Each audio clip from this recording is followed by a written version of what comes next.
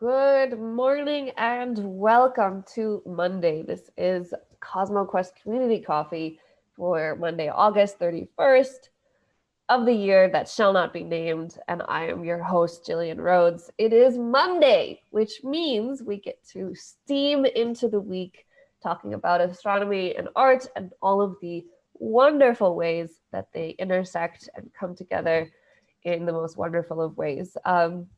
As you can see, I have a guest today, and I'm super excited about it. I have gotten in touch with Sabine from the Art Imaginarium on SETI Institute, which you've heard me talk about quite a lot these days. She's one of the moderators there with me, and she's been a freelance visual artist for almost 10 years. But particularly today, we're talking about an exhibition that she has coming up, mingling art and science in a fantastic and fabulous way. But before we just jump into all of that and the questions, how are you, Sabine? Thank you for joining me. Yeah, thank you for inviting me, and hello. So I know, Sabine, you're a little bit nervous today, but you don't have any reason to be. We're all friendly here. And the chat will tell you we're all friendly. So before we talk about the exhibition, just give us a little bit background on you and your work as an artist. My background is I'm working professionally since about 10 years, of freelancing since about 10 years as an artist.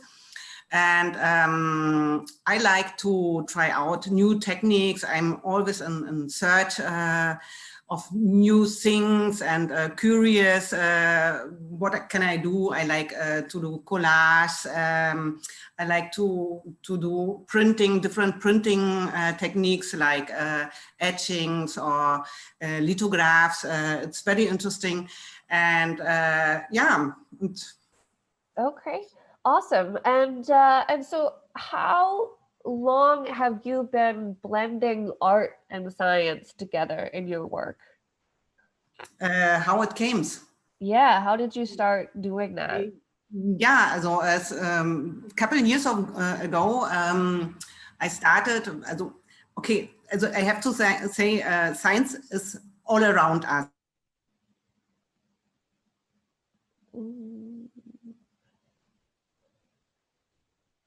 I think we've had a internet fluke from Sabine. On the other hand, Sabine, sorry, wait 1 second. You froze just in the middle of that sentence. I think there was a technological flip. So could you just start back at the beginning? You said science is all around us, and then it was like. Yeah, you too. Yeah. You were stuck. Genau. What I wanted to say is, that in the moment where I stuck my brush into paint, I'm connected somehow with science, yeah, with chemistry, because paint is produced to produce paint. It's a chemical process, yeah. So, right. And but on the other hand, I'm connected very close to astronomy, and astronomy has also is science, obviously, yeah. So, but I had one day the idea: if you look out of the window, you have a piece or a part of sky. It was another exhibition I did 10 years ago, yeah, for the year of astronomy. It was in 2009, and I painted formations of clouds, or how the sky is, rainbows, everything. And I made some collages from a calendar, astronomical calendar. And you have seen this with Enceladus. So this is right. for time. Yeah, genau. I did a lot of collage connected with astronomy. So it's not so far away from me. And last year, to come to this exhibition, you want me to tell it, or yes, please. By all means, go ahead. Yes. How about we'll just put the poster for the exhibition up while you're talking. But yes, tell us how this exhibition came about. Genau. And to this exhibition, it came about because last year I was in the days of space travel. I don't know if it is a correct translation, in Neubrandenburg. And we had got a lot of talks, and one was about bacteria and viruses. Yeah, so and another thing was I got a book. It was actually an advertisement for Ariane. So, and I thought, this book had a nice size, so nice form. So I could make an artist book out of it. Yeah. So, and I started to paint in this book. And then I thought, yeah, maybe with glow-in-the-dark paintings, it would be nicer. So I bought colors and made some experiments. Also not in the book first. So, and then I had this with Tardigrades and then the other paintings. And yeah, so this was like it came to this exhibition, and with the videos and in my work and at university, we also work with marking cells with fluorescence. And yeah, and I thought, okay, why I should not make visible things you cannot see, actually, also only see under a microscope. But I'm, as an artist, I'm able to show things or make them visible, to exaggerate things, so that people can see it, and I can transport it, yeah, and somehow. Yeah. Yes, definitely. And so there are two different things going on in this exhibition, right? So you've got the one we kind of touched on, which is like the fluorescent and phosphorescent, which is like the UV, the normal and the UV, right? So that's kind of one part of it. And then there's another part of it. So, well, the other part of it is the portrait. So we'll get to those in a minute. I have three parts. But okay. Yeah, so the lithography part, but the lithographs are painted over with several different colors. Okay. Okay, so yes, right. Yes, okay, so that's the third part. So you've got all this stuff going on, but let's talk about for a minute the first part, which is, I think it's the lithographs and then the colors, right? So maybe you can just talk us through a little bit, like the process kind of from start to finish. So you make the lithographs and then you paint them over, and then they're only available, like, then you have the glow-in-the-dark stuff. So like, walk us through that whole. Yeah, okay. Also, the lithographs is is the oldest flat printing process, and I have here a litho stone. I can show it to you. Yes. This is a real lithography stone, and it's very heavy. And lithograph was invented by Alois Senefelder, and in 1796, between 1796 and 1798.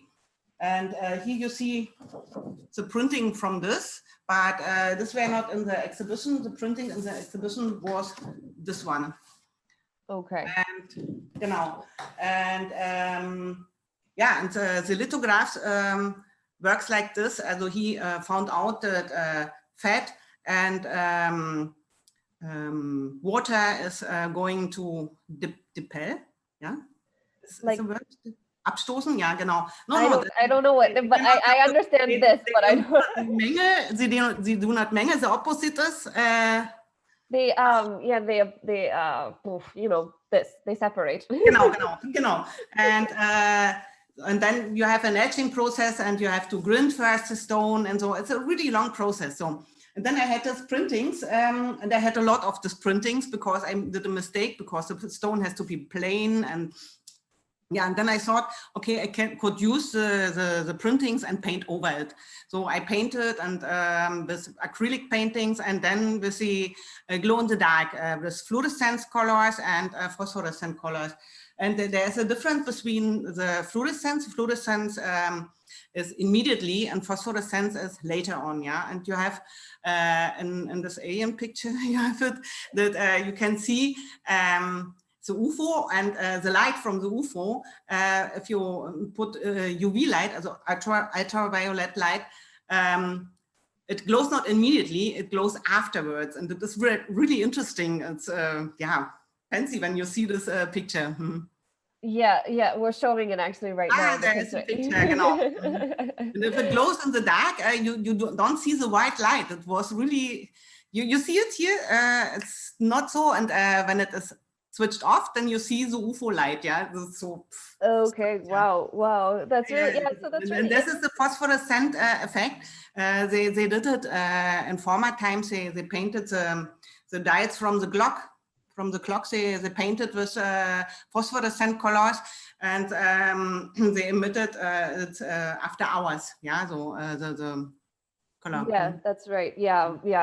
And so the other, I mean, you mentioned it very briefly, the tardigrades, but because they're popular, so I think let's go back to that picture. So it's set like it's supposed to be on the moon. Like, talk about that picture really quickly. With the tardigrades, is the following. There was warte mal, just a second. I find it. We also have it up on the, you know, like the I put it down. With the tardigrades, the Sonne fall on the moon. The battleship, ich weiß, das Wort Sonne fällt mir jetzt gerade nicht ein. Fall on the moon. Like, right, there was a rover or something, a lander. Yeah, it was something like this, and they are still dry. The tardigrades, and they fall on the moon. But if you put some water, if you go to the moon now and put some water, you can reactivate them. Yeah. So, and I found it interesting that they are still there, and they belongs to the extremophiles. It means they can stand extreme conditions. Yeah. In this case, the radiation of space. Yeah. So, and but they are there. So and what's interesting is that for this painting, that when you see in the UV light, then the tardigrades appear. Like, normally they're not there, but then when you put the they are painted with phosphorescent glow-in-the-dark paint. This was my intention, that you look off the first to the surface of the moon. And then you put a UV light, and then they appear. So like they came out at night, yeah. So it's a surprising effect. Yeah, I was really thrilled with this. So and you can see it here. And the nice thing is, actually they are only nanomillimeters of size, yeah. Right. So, but I can make them visible, and of course they are much more bigger depicted, yeah, so much more bigger than they are in reality, yeah. So, but I'm an artist, I can do that, yeah. So, of course, yeah, you have artistic license, you can do whatever you want. But this is the interesting thing, I think, between art and science, because a scientist has to be really exact and has to measure exact, has to do everything exact. But I can use emotion, I can use aesthetics, and show people what things in another way, yeah. Right. So, and so somebody was asking Sabine, how big are these paintings, just for reference, in the exhibition? It depends. Also the tardigrades are 90 per 90 centimeter. Okay. And the other paintings are 60 per 80, or in this size, more or less. Okay. 50. Yeah, so more or less. Yeah, no, we just because we're all looking on the we're all looking on our little Zoom screen, so we're trying to see how it's true. Genau. Yeah. So we might come back to this, but just a quick to clarify. So you have the stone, the lithograph, and then you make the print off of it. then you paint over it, and then is the phosphorescent like the last step, like the phosphorescent paint is the very end? Also it depends. For example, also not all are with fluorescence and phosphorescence, but some paintings, yes. And here I painted a lot. Can you see it? I painted really detailed, yeah, in a detailed way. Also I made a calendar out of this. But other are with phosphorescent or fluorescent colors, like in this painting. And if you put a glow in the dark, also UV light, then it glow in the dark, but only the background, yeah, in this case, not the foreground. And there's another picture here.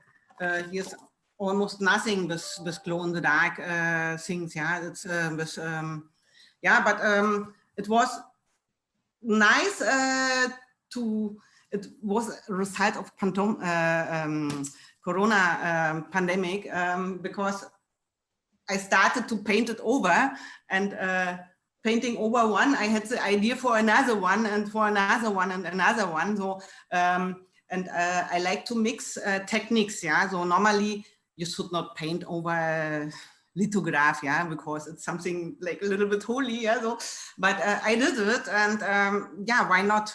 So I do not take care of this. Right. Yeah, we have actually one of your one of the paintings from the exhibition, which looks like a virus. So this, I think we're showing it now. It's like the normal one, but then the glow in the dark version is pretty cool. So actually, in the exhibition, though, like as part of kind of the experience, because I know, you know, you're bringing basically 10 people in at a time to experience the exhibition. So do you kind of leave the lights on for 5 minutes and then like 5 minutes off, you turn off all the lights and let people see in the UV? Like, how do you manage that for an exhibition? For the exhibition, also we have every half hour 10 people to come in. And then I will explain the techniques a little bit, and yeah, and then people can go around, and we have small UV lamps, and we can switch off the light, and they can experimentate with the light and see how it works, and how the tardigrades come out or other things, yeah. So, and yeah, I like this. So okay. Awesome. And then, so, you know, basically this kind of thing is you do all the work beforehand, and then when you have the UV light, you see the transformation. But the second part of the exhibition is kind of the transformation has already taken place. So these are with the portraits. So talk to us about the other side of this. These are the portraits, and you've kind of used this chemical process to like age the portrait. So how is that? Tell us about that section. You are talking about the oxidation thing? The oxidation with the people, yeah. Yeah. This was an interesting thing. I saw an advertisement where they showed this oxidation medium. So, and I started to experiment. So I like to experiment, yeah. So with new techniques, new colors, and if you give me something, then I could use it for this and this, yeah. So right. And then first I made some. I did some abstract things because I like the structure, yeah. So that you can make something like oxidated iron or copper. Then you had the green or blue copper surface, and I really liked this, yeah. So, and after experimenting a little bit with this, I thought maybe I could do some portraits out of this because I cannot influence the oxidation process, and live you cannot. So you also cannot influence how life marks your face, yeah. So and yeah, at the end of the life, you look. I don't know how, but yeah, that is the same with the oxidation process that change the faces, yeah. So and so I tried it out. And the other thing you are referring is with this company. It was a young startup company, and they worked with algae to produce some yeah, air, also oxygen. And the problem was, also what they wanted to do has not worked, and now they changed it a little bit, but we worked all the time together. So, and then I said, yeah, I like this idea. Let us combine my oxidation techniques with your algae, yeah. So to see how the oxygen produced by the algae can influence the oxidation process from my techniques. So Right. and we tried it, but it was not under good condition because I could not close it airtight. Right. So, Okay. and then came Corona crisis or pandemic came, and we had to interrupt it. But we want to continue with this because so maybe in bigger sizes, and then we can close it, and they can measure there or yeah, what happened inside. And we don't know for what it is good, but And so do you think at the moment it's an aesthetical process, yeah. So, but of course, yeah, it's just pure experimentation, which is always the best part, right? But it's nice if you have an artwork and you see how it is growing or developing, yeah. So it's transforming, and yeah, it's really exciting for me, yeah. Right. Yeah. So do you have like ooh, I had something in my brain and it just kind of vanished. This is what happens in the morning. So with these paintings, basically, you have a portrait of a person, and then you start the oxidizing process. And does it ever stop, or does it just keep going and going and going? Like, are the paintings that are in the exhibition, are they still developing, or have they yeah, kind this of was stopped? the idea behind this, but I observed it stops at a certain moment. I don't know if there is not much catalyzing material in, or I don't know, but there do exist a medium you can stop the process, but I like to let it run. So yeah, so and yeah, to see what happened. Yeah, so. Yeah, definitely. And do you think when you're able to work again with this algae company to kind of combine the oxidation process, do you think you'll still work with the portraits, with the people, or do you want to try different paintings and different, abstract or something like this? I think we will start because they have their algae carpets. Also they put the algae on something, yeah. So and we have to find a way, because this is a complicated thing. This was also a problem in this. The algae has to be wet. You have to put or humid. You have to put always water on it. And yeah, water and oxidation, it's also something but will not come together, and we have to experiment, yeah, with this, of course.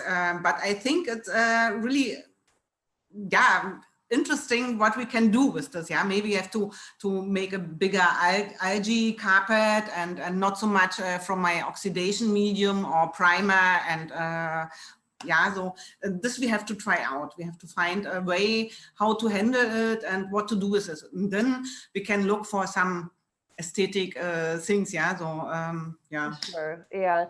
Right now, the paintings of the people, are they on paper or canvas or like metal? Like, what are they actually painted on right now? The people in this picture, these are real people. They do exist. Right. But like the medium, is it like it's normal paint, and then like is it painted on? I have like an iron ground foundation, or it's a copper foundation, and so it's a primer, yeah. So it's a foundation, or it's iron, yeah. So mixed with I don't know what. I'm not a chemist, but what I put on it is like a catalyst, yeah. So. Okay, all right. So it's very chemical. In other words, like it's a big hole. Like it's like a mad scientist. I should ask my colleagues to make some analysis, but yeah. somebody was asking, I don't know if you know what this is. They were asking about structural colors, if you're able to, if it's possible to paint with structural colors. Yes, I know what he means. You have some structural medium what you put on the canvas, and you can paint over it with this. So then you have other kind of structures. Yeah. Okay. You can experimentate this with this. Yes. Okay. You also can paint with this on wooden. You can make a out of a piece of wood iron thing, Okay. yeah, or it looks like iron, yeah, but it isn't. Okay. Interesting. All right. Great. I'm glad you know. um, cool. So this exhibition is opening on the 4th of September, and it's just it's in Berlin, right? Yes, in Berlin. Okay, and it's gonna run for like a couple months, I think.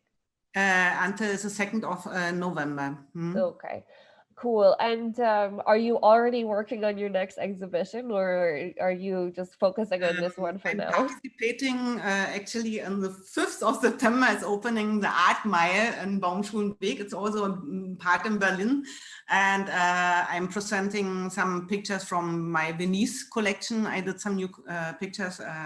This is like natural painting, yeah, so acrylic on canvas. But yeah, the next thing, maybe I will go on. Also, I will go on with this algae project, and I have heard there's in the plant kingdom the red fluorescence of green chlorophyll is very dramatic. So I will try to find out what I can do with this. Yeah, it's really interesting.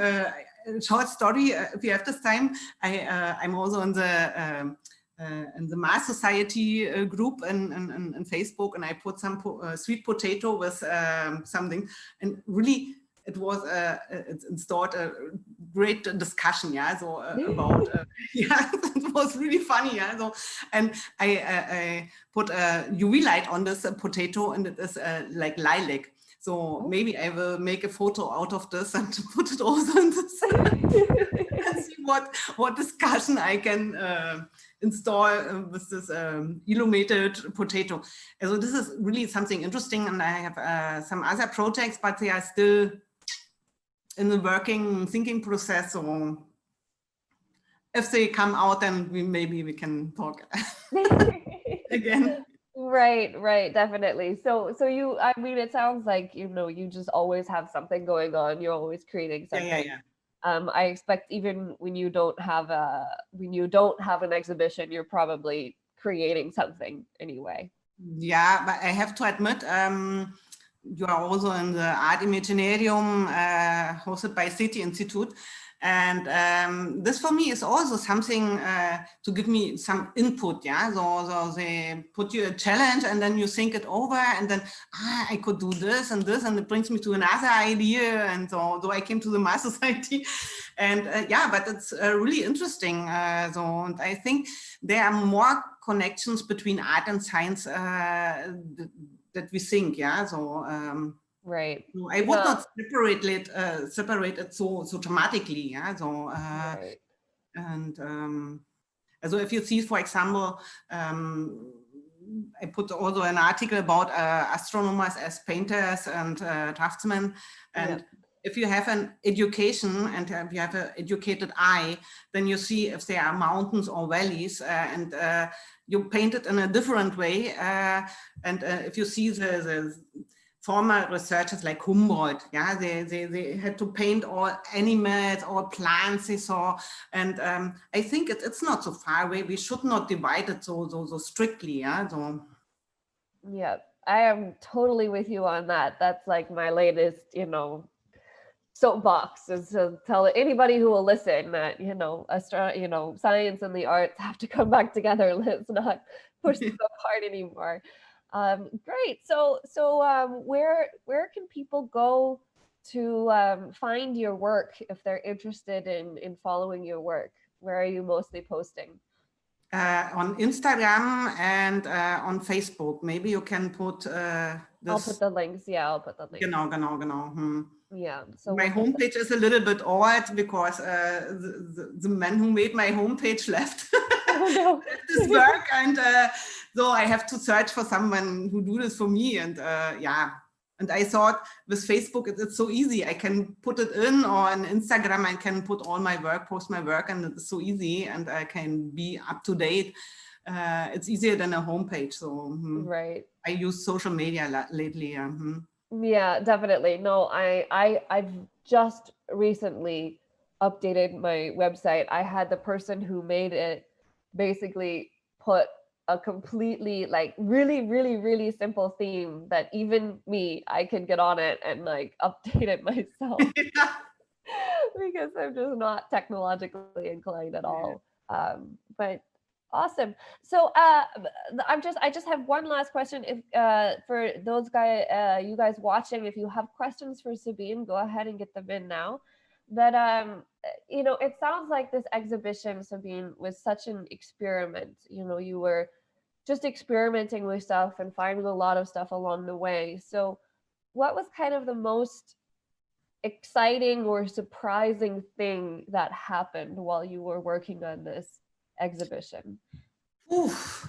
Many things actually. All the process is so yeah, all the process is so exciting, and yeah, so the picture I most like is this with the tardigrades, I have to admit. So they look so sympathisch. Yeah, but also this process with oxidation colors and so on. So yeah, I think all is exciting. And also when I worked for this calendar, for this when I painted over the lithographs, yeah. So and it was really like, I was so thrilled. I was painting, and then I said, I could do this, yeah. So and then I finished one, and then the next one, so, and it was really so, yeah, so crazy. It sounds like it was a really exciting it sounds like it was a really exciting process. So I mean, I hope that the exhibition goes really well, and that I hope it too. Thank you. Thank you. Fingers crossed in this day and age, but that's wonderful. Well, cool. So if there are no questions, do send them in if you have them. But otherwise, you know, thank you so much for joining me, Sabine. It's been fun, and you know, it's fun because you know you're obviously so excited about what you're doing, and it's just cool to talk to you. The best. I'm lucky that I can do this work, and I'm really happy that I can do this. And yeah, I'm excited by this. So, and I wouldn't be excited, I shouldn't do that. So I think so, yeah. So I thank you very much to give me the possibility to talk about my art and my exhibition. And yeah, thank you. Great, awesome. So this has been Community Coffee for CosmoQuest. If I am here almost every Mondays, though the September Mondays are going to be a little bit unsure, but as I have some traveling to do. But if you want to know more about CosmoQuest, check out the links that are coming up in the chat on how you can get involved. We are here because of you and your donations and bits and subscriptions and all of this. That is what keeps us going. So check the links in the chat for how you can get involved and how you can support us.